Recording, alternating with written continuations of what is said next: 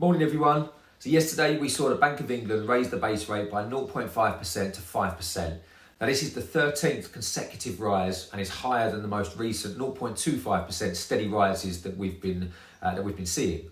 The reason for the larger jump is down to inflation. So tackled high levels of inflation, which currently remain at 8.7%, which was the same level in May as it was in April, and well above the 2% government target.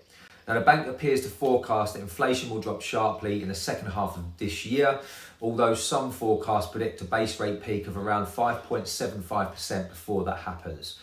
That being said, yesterday's larger than expected increase may have an effect on swap rates, which have a direct impact on mortgage interest rates and whether or not they will continue to rise or potentially come down. If yesterday's news does offer some reassurance to the markets, then typically we would hope for a little bit more stability in the mortgage market, which would obviously be very welcomed. Now, just to add, we have seen the banks increasing mortgage rates over the last 2 weeks ahead of today's announcement, and that's basically because the increase was expected.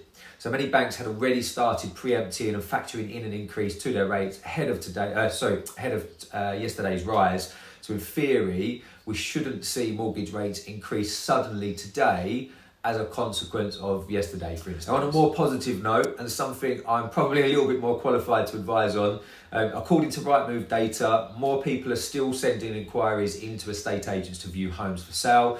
Now this is when compared to 2019, which actually is very reassuring.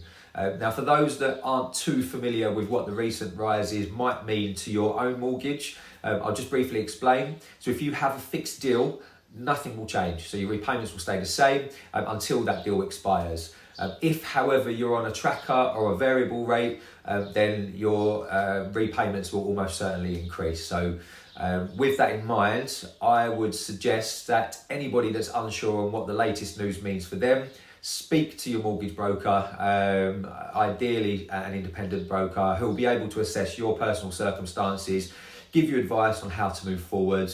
And if you get stuck or don't have your own mortgage broker, please do drop me an email or drop me a message and I'll put you in touch with mine. Now, I hope this video has proved useful. If it has, please share it with any friends or family that need to see it. And if you have any questions, please do drop them in the comments. Otherwise, thanks for watching. Have a great day. Take care.